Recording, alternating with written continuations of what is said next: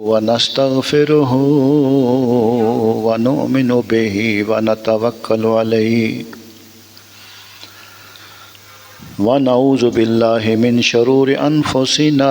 ومن سيئات أعمالنا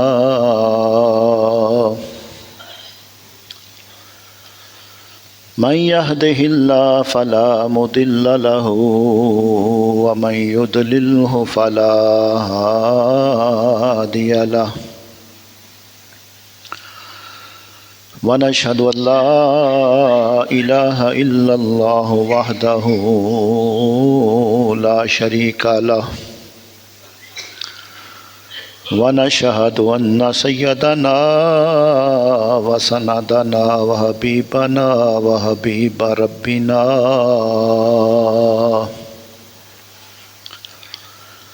والصلاة والسلام على أفضل الأنبياء والمرسلين وعلى آله وأصحابه وأولياء أمته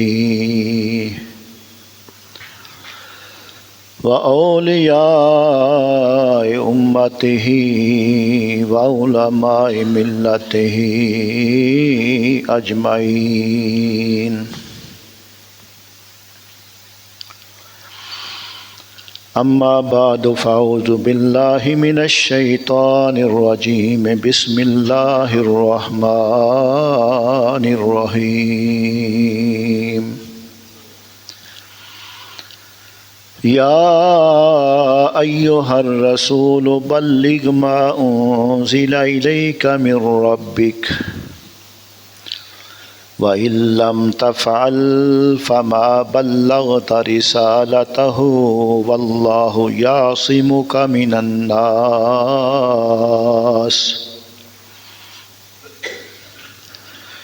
إن الله لا يهدي القوم الكافرين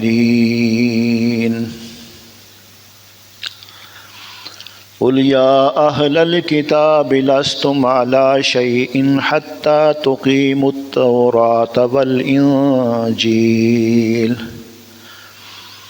والإنجيل وما أنزل إليكم من ربكم ولا يزيدن كثيرا منهم ما أنزل إليك من ربك طغيانا وكفرا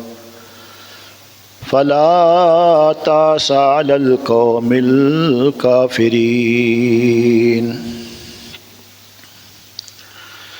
إن الله وملائكته يصلون على النبي يا أيها الذين آمنوا صلوا عليه وسلموا تسليما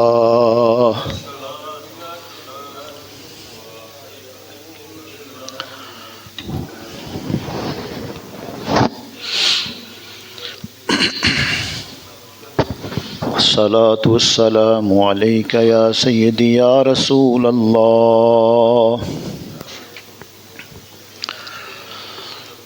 وعلى آلك وصحابك يا سيدي يا حبيب الله نعمتیں بانٹتا جس سمت وہ ذیشان گیا نعمتیں بانٹتا جس سمت وہ ذیشان گیا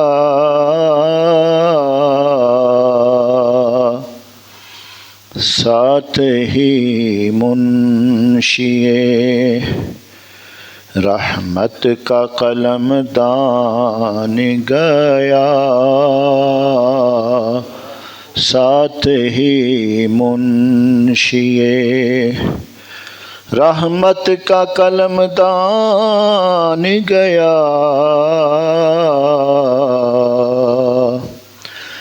دل ہے وہ دل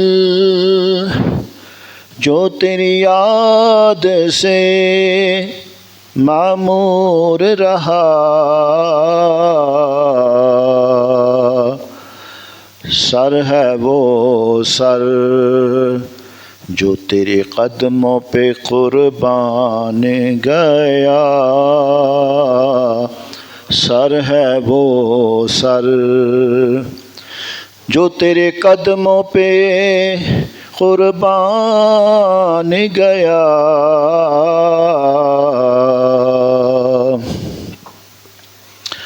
اور تم پر میرے آقا کی عنایت نہ سہی، نجدیوں کلمہ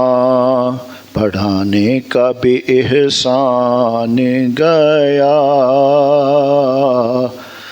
جان و دل ہو شوخ رد سبھی تو مدینے پہنچے، تم نہیں چلتے رضا سارا تو سامان گیا، مل کے آنکھوں نعمتیں بانٹتا جس سمت وہ ذیشان، ساتھ ہی منشی رحمت کا قلم دان گیا۔ اللہ کریم دی حمد، تاجدار کائنات، فخر موجودات، نور مجسم، شفیع معظم، احمد مجتبیٰ، نبی مکرم کی بارگاہ میں ہدیہ درود و سلام پیش کرنے کے بعد اللہ کی بارگاہ میں التجا ہے کہ مولا کریم حق بیان کرنے کی، ہمیں سمجھ کر سب کو عمل کرنے کی توفیق عطا فرما۔ تو الحمدللہ ہم نے تقریباً 3 ماہ سے دورہ قرآن شروع کیا ہوا ہے، اور جو جمعہ کا کوئی اہم موضوع آ جاتا ہے اس کو بھی ساتھ بیان کرتے ہیں۔ پچھلا جمعہ ہم نے تاجدار صداقت سیدنا صدیق اکبر رضی اللہ تعالی عنہ کے فضائل و مناقب پہ پڑھا تھا، تو ساتھ ساتھ یہ دورہ قرآن کا سلسلہ بھی جاری و ساری ہے۔ الحمدللہ تقریباً ہم 6واں پارہ جو ہے وہ مکمل کرنے جا رہے ہیں۔ اس کی آج آخری جو 2 رکوع ہیں انشاءاللہ تعالی وہ اسی جمعۃ المبارک کے خطبے میں آپ کے سامنے اس کا ترجمہ اور تفسیر بیان کرنے کی کوشش کریں گے، تو تمام حضرات توجہ سے سماعت فرمانا۔ اور میں یقین سے کہتا ہوں کہ جو دوست بھی صبح روزانہ درس قرآن سنتے ہیں ان کے علم میں کافی اضافہ ہوا ہوگا، مجھے امید ہے، اور اگر سمجھ کر وہ عمل کریں گے تو ان کی دنیا بھی اللہ بہتر بنا دے گا اور آخرت میں بھی ان کو کامیابی عطا فرمائے گا۔ تو سورۃ المائدہ آیت نمبر 67 سے آغاز کر رہے ہیں۔ اللہ سبحانہ و تعالیٰ نے ارشاد فرمایا، یا ایھا الرسول، اے رسول، بلغ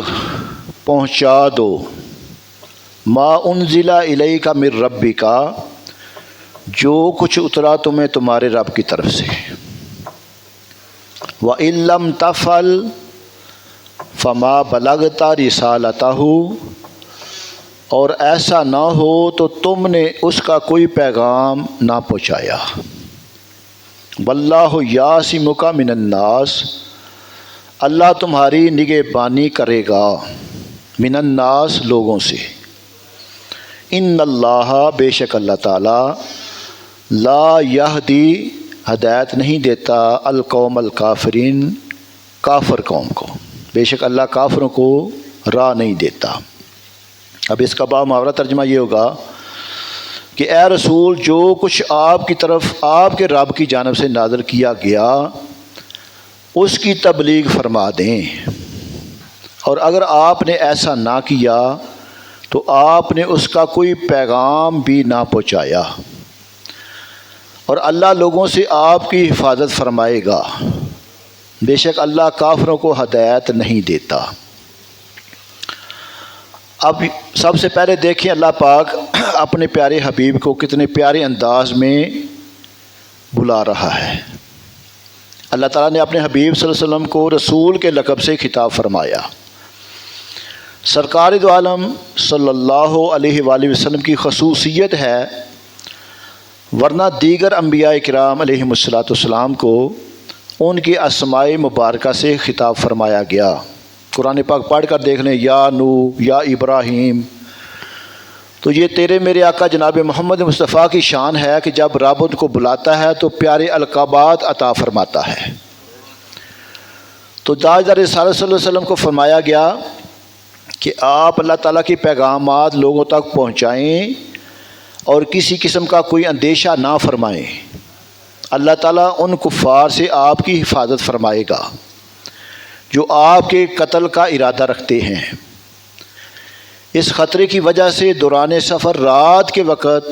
سرکار دو عالم صلی اللہ علیہ وآلہ وسلم کی حفاظت کے لیے پہرا دیا جاتا تھا، پہرے دار مقرر تھا۔ تو جب یہ آیت مبارکہ نازل ہوئی تو پہرا ہٹا دیا گیا، اور حضور پر نور صلی اللہ علیہ وسلم نے پہرے داروں سے فرمایا کہ تم لوگ چلے جاؤ، اللہ تعالیٰ نے میری حفاظت کا ذمہ لے لیا ہے۔ حفاظت میں خود اللہ پاک نے ارشاد فرما دیا ہے۔ اب دیکھیں کتنا یقین محکم ہے اللہ کے فرمان پہ۔ کاش کہ آج ہمارا بھی عقیدہ ایسا ہو جائے، جو اللہ پاک کا ہم حکم سن لیں اس پہ ہمارا بھی یہ یقین پختہ ہو جائے، تو پھر اللہ بھی ہمارا ہر جگہ پہ حامی و ناصر ہو جائے گا۔ حضور پر نور صلی اللہ علیہ وسلم کی حفاظت کے لیے پہرا دینے کا شرف جنہیں سب سے پہلے حاصل ہوا وہ حضرت سعد بن ابی وقاص رضی اللہ تعالیٰ عنہ تھے۔ اس کے متعلق حدیث مبارکہ سماعت فرما لیں۔ رسول اللہ صلی اللہ علیہ وسلم اچانک یہ بیان کرتی ہیں حضرت عائشہ صدیقہ رضی اللہ تعالیٰ عنہ کہ رسول اللہ صلی اللہ علیہ وسلم مدینہ آتے وقت ایک رات نہ بے خواب رہے، رات کو آپ سوئے نہ۔ پھر فرمایا کہ کاش کوئی نیک شخص ہماری حفاظت کرتا۔ اچانک ہم نے ہتھیاروں کی آواز سنی تو ارشاد فرمایا یہ کون ہے؟ انہوں نے عرض کی کہ میں سعد ہوں۔ ارشاد فرمایا تمہیں کیا چیز یہاں لائی ہے؟ عرض کی میرے دل میں رسول اللہ صلی اللہ علیہ وسلم پر خطرہ گزرا تو میں ان کی حفاظت کرنے آیا۔ ان کے لیے حضور اقدس صلی اللہ علیہ وسلم نے دعا کی، پھر آپ صلی اللہ علیہ وسلم سو گئے۔ یعنی کہ ادھر دیکھیں نبی پاک صلی اللہ علیہ وسلم رات کو جب سوئے نہیں تو اللہ پاک نے آپ کے غلام کے دل میں بات ڈال دی، اور وہ دوڑے چلے آئے آپ کی حفاظت کے لیے،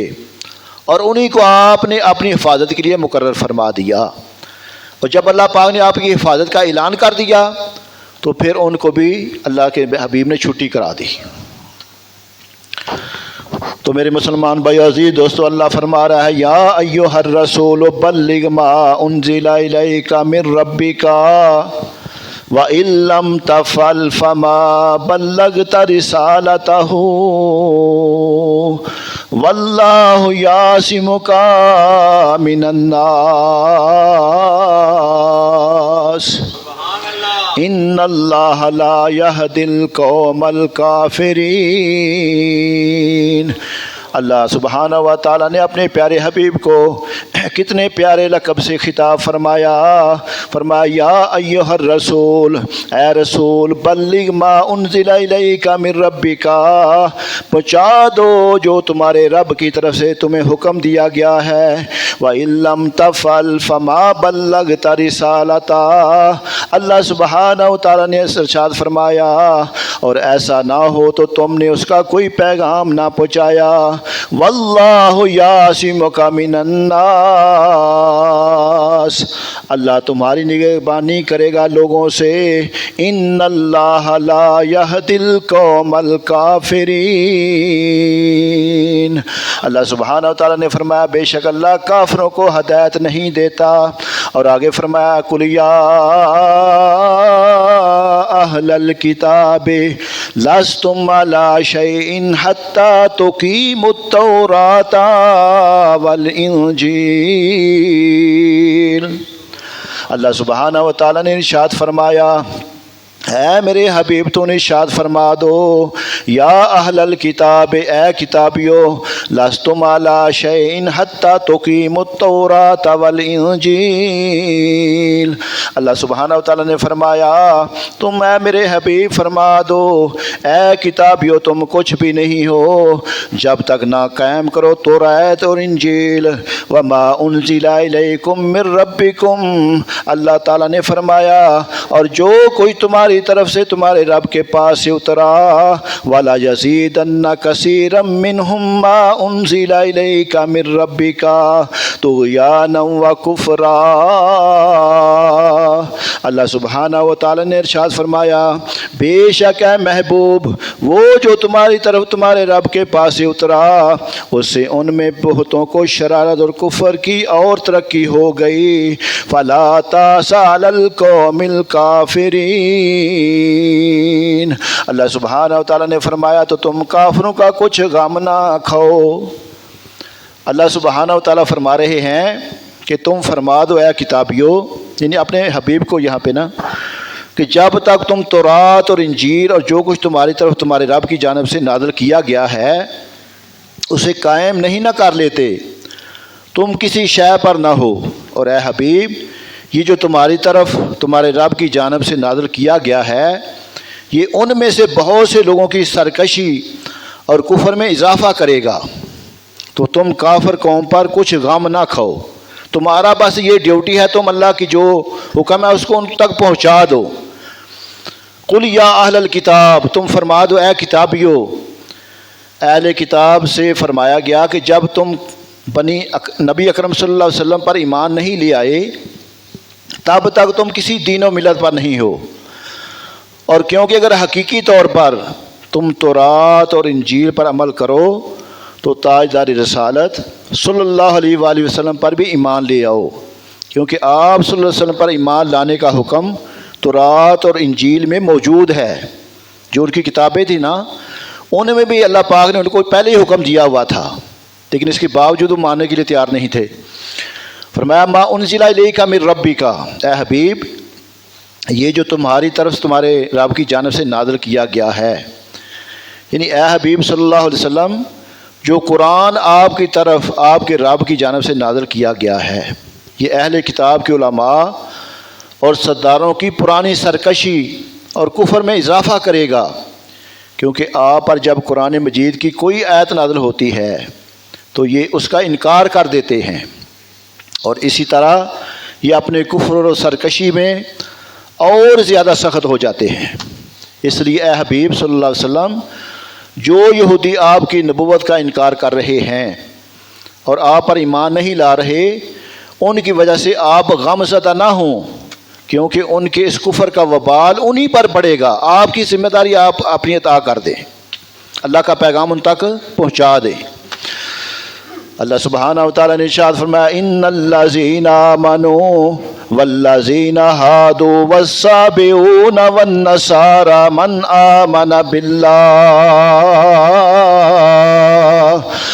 آمن باللہ والیوم الآخر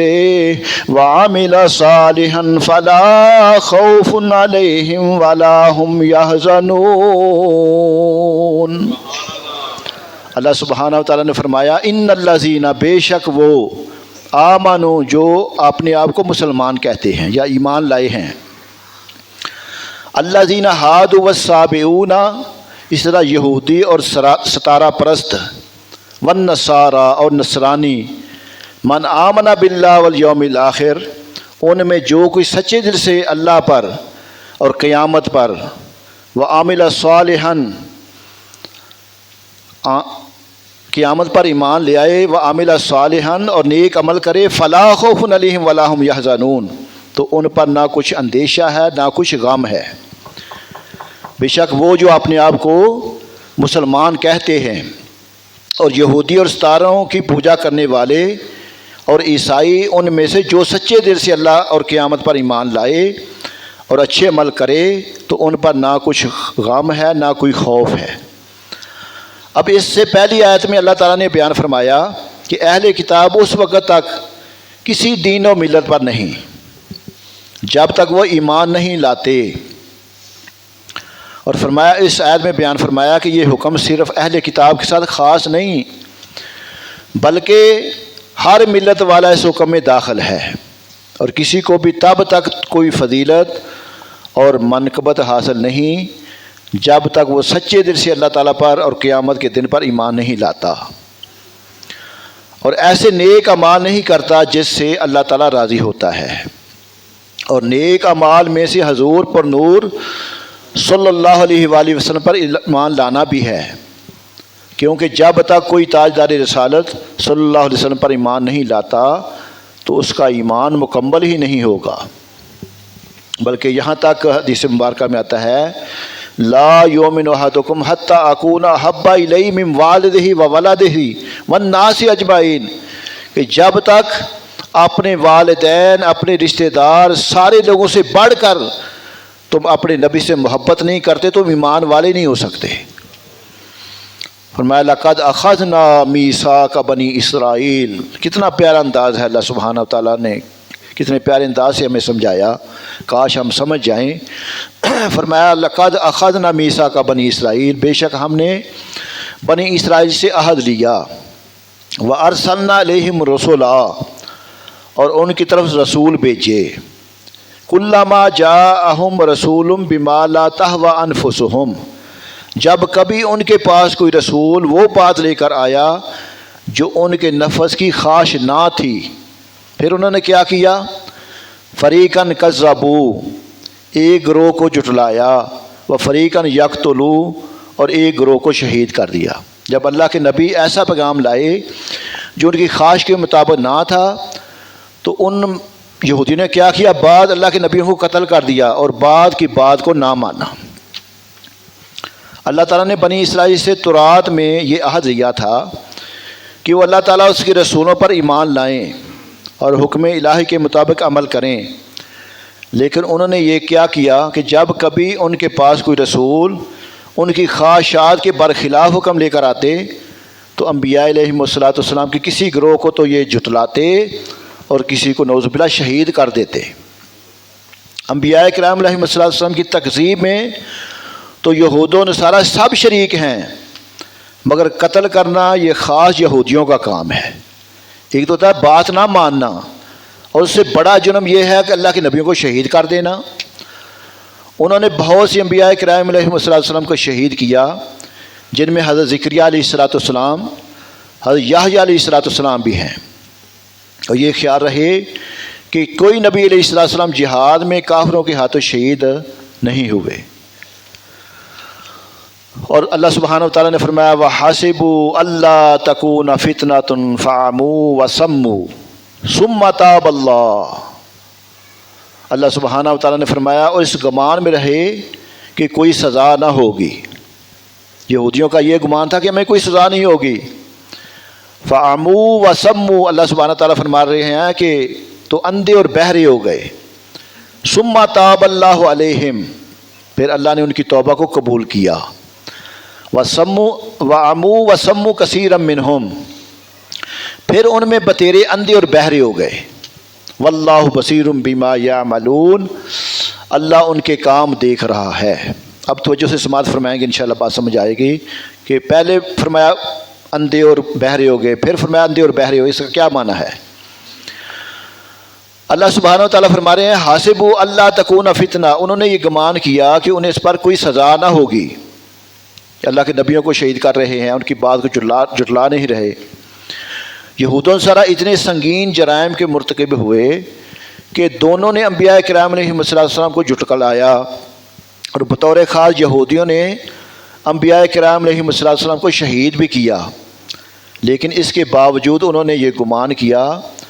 کہ ایسے شدید جرموں پر بھی انہیں عذاب نہیں دیا جائے گا، تو یہ اندھے اور بہرے ہو گئے، یعنی حق دیکھنے سے اندھے اور حق سننے سے بہرے ہو گئے، اس کا معنی یہ ہے۔ اور ویسے بھی وہ عقل و شعور سے اندھے بہرے تھے کہ کہ ایسے جرائم کے باوجود خود کو سزا سے محفوظ سمجھتے رہے، اور پھر جب انہوں نے حضرت موسیٰ علیہ السلام کے بعد توبہ کی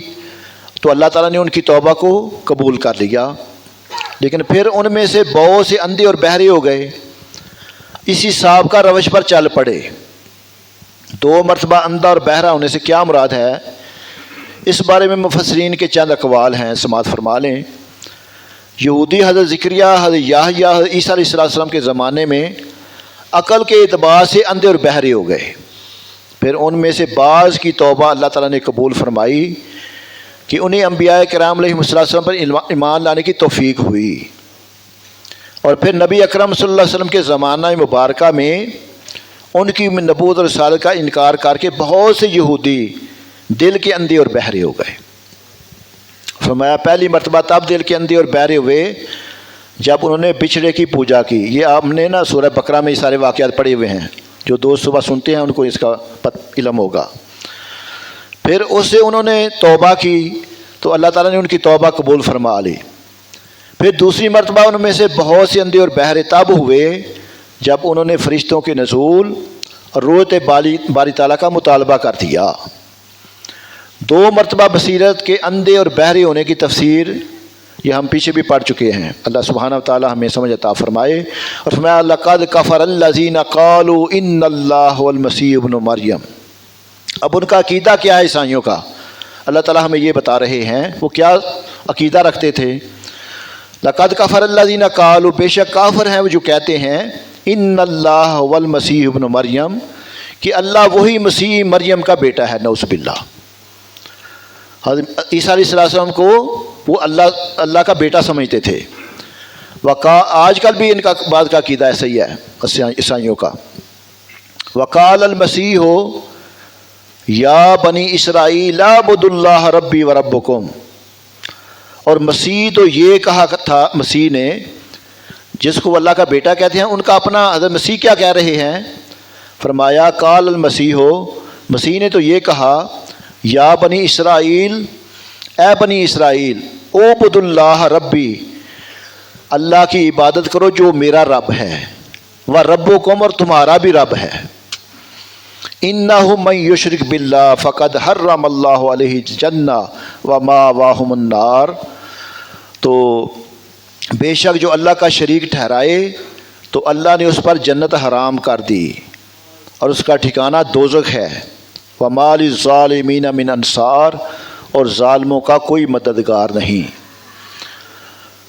عیسائیوں کے بہت سے فرقے ہیں، یہ سماعت فرما لیں۔ آج کل بھی عیسائی ہماری بستی میں بھی ہیں، تو مسلمانوں کو کچھ نہ کچھ علم ہونا چاہیے۔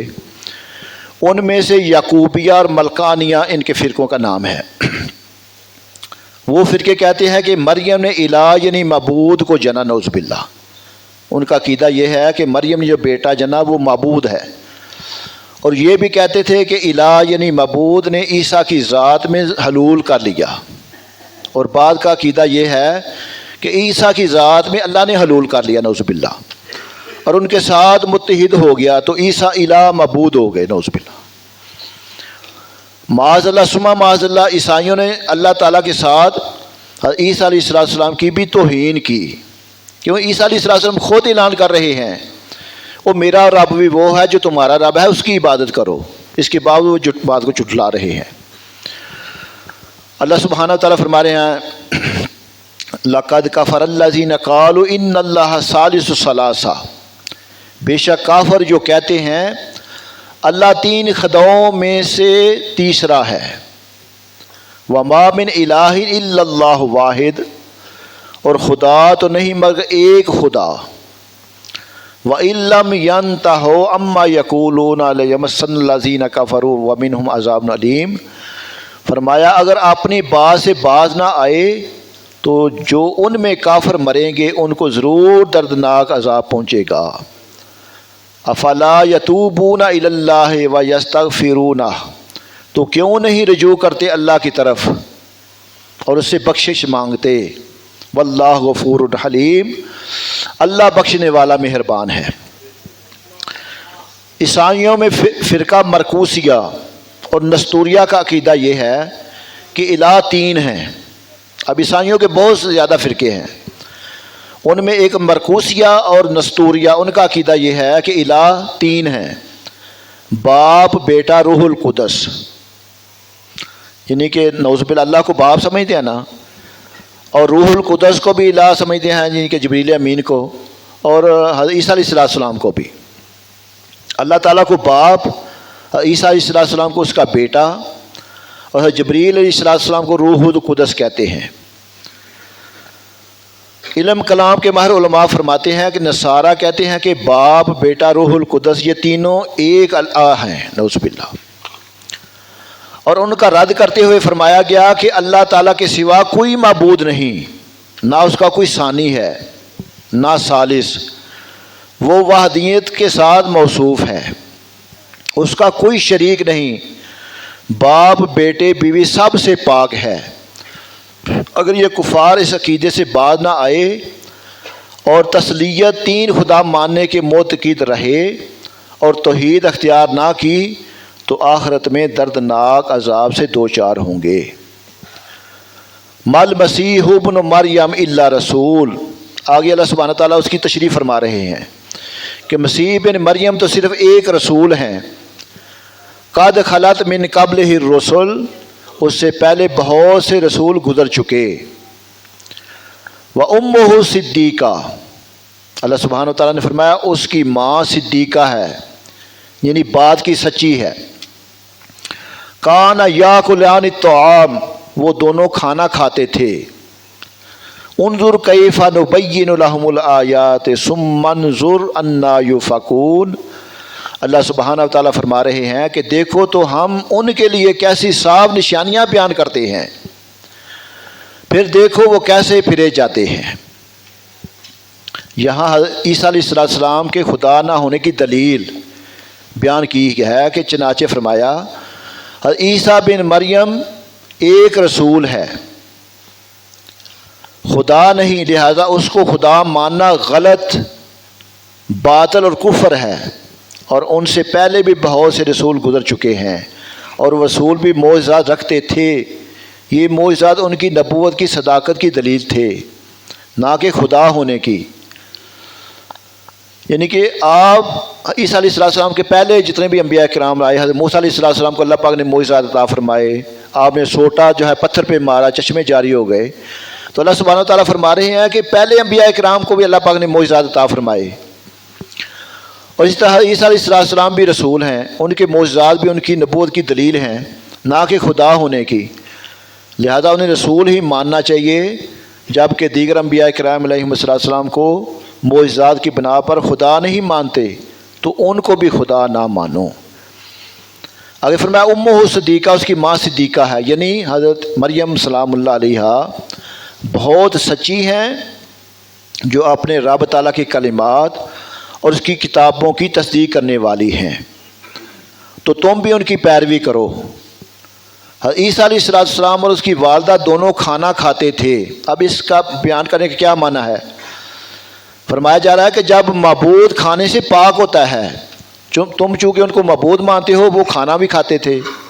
اور کھانا کھانا بھی معبود نہ ہونے کی دلیل ہے، کیونکہ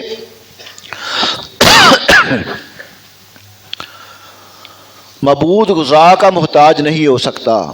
تو جو غذا کھائے، جسم رکھے اور جسم میں تحلیل واقعہ ہو، غذا اس کا بدل بنے، وہ کیسے معبود ہو سکتا ہے؟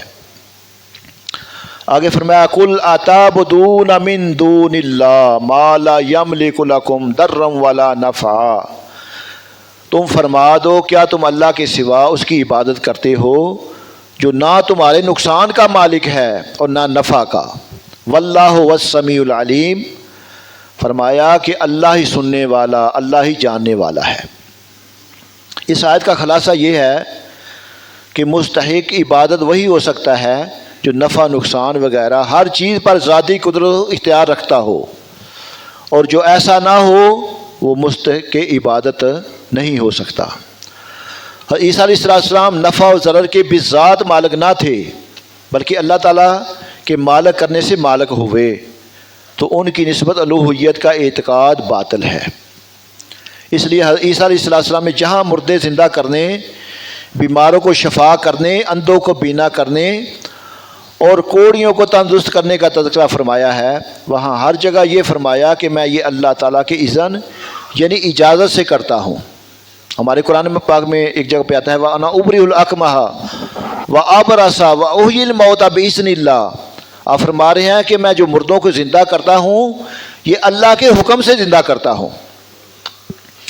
اور فرمایا قُلْ يَا أَهْلَ الْكِتَابِ، اللہ سبحانہ تعالیٰ فرما رہے ہیں کہ اے محبوب تم فرما دو اے کتاب والو، لا تغلو فی دینکم غیر الحق، اپنے دین میں ناحق زیادتی نہ کرو، ولا تتبعوا اہواء قوم قد ضلوا من قبل، اور ایسے لوگوں کی خواہش پر نہ چلو جو پہلے ہی گمراہ ہو چکے ہیں، وضلوا کثیرا وضلوا عن سواء السبیل، اور بہتوں کو گمراہ کیا اور سیدھی راہ سے بہک گئے۔ اب یہاں پہ یہ فرما رہا ہے قل یا اہل الکتاب، تم فرماؤ اے کتاب والو، یہاں تمام اہل کتاب کو ناحق زیادتی کرنے سے منع فرمایا۔ یہودیوں کی زیادتی تو یہ تھی کہ وہ عیسیٰ علیہ السلام کی نبوت ہی نہیں مانتے تھے، اور نصارہ کی زیادتی یہ تھی کہ وہ انہیں معبود ٹھہراتے ہیں۔ ان سب سے فرمایا گیا کہ دین میں زیادتی نہ کرو اور گمراہ لوگوں کی پیروی نہ کرو، یعنی اپنے بد دین باپ دادا وغیرہ کے پیچھے نہ چلو بلکہ حق کی پیروی کرو۔ تو اولیاء کرام کی تعظیم کرنا، فیض و برکات حاصل کرنے کے لیے ان کے مزارات پر حاضری دینا جائز اور پسندیدہ عمل ہے، کیونکہ اولیاء کرام اللہ تعالیٰ کے مقبول بندے ہیں اور ان کے مزارات رحمت الہی اترنے کے مقامات ہیں۔ لیکن فی زمانہ اولیاء کرام اور ان کے مزارات کے حوالے سے انتہائی غلو سے کام لیا جاتا ہے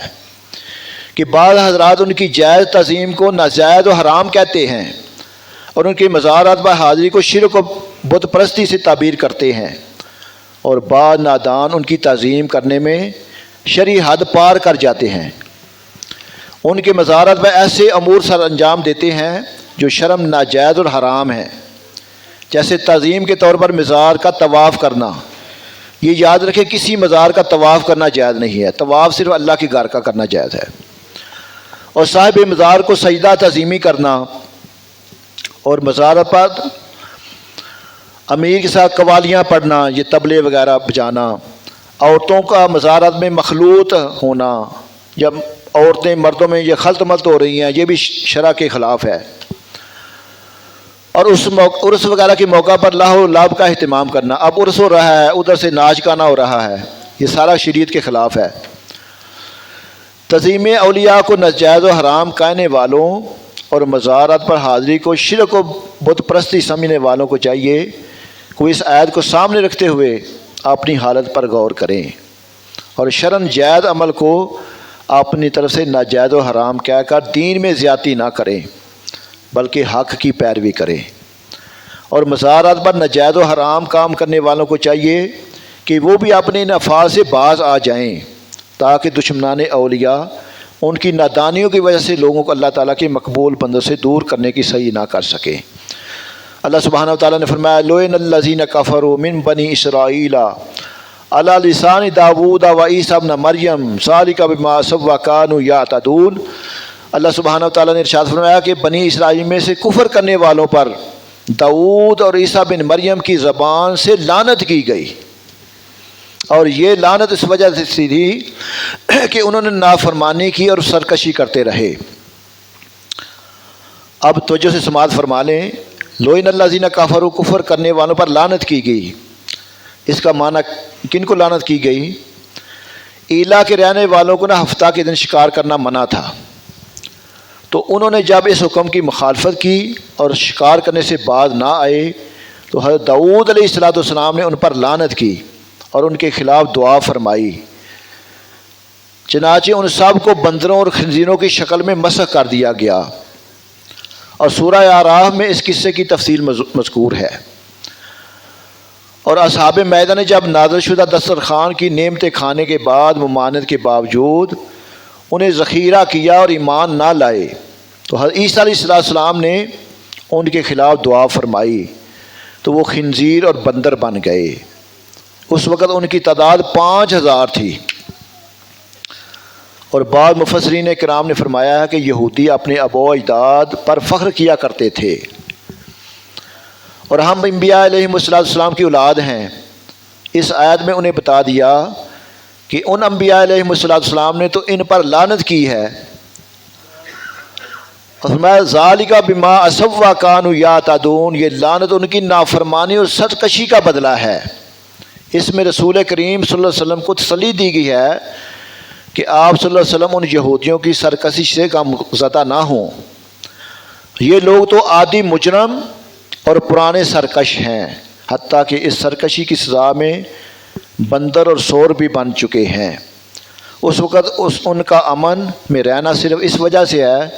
کہ تم تمام عالمین کی رحمت ہو، اور تمہاری موجودگی میں عذاب نہ آئے گا۔ آگے آخر میں اللہ سبحانہ وتعالیٰ نے فرمایا کانوا لا یتناہون عن منکر فعلوہ لبئس ما کانوا یفعلون، اور وہ ایک دوسرے کو کسی برے کام سے منع نہ کرتے تھے۔ بے شک یہ بہت ہی برے کام کرتے تھے۔ یہودیوں کی ایک سرکشی یہ تھی کہ انہوں نے برائی ہوتی دیکھ کر ایک دوسرے کو اس سے منع کرنا چھوڑ دیا۔ حضرت عبداللہ بن مسعود رضی اللہ تعالیٰ عنہ روایت ہے، نبی کریم صلی اللہ علیہ وآلہ وسلم نے ارشاد فرمایا کہ جب بنی اسرائیل گناہوں میں مبتلا ہوئے تو ان کے علماء نے پہلے تو انہیں منع کیا، جب وہ باز نہ آئے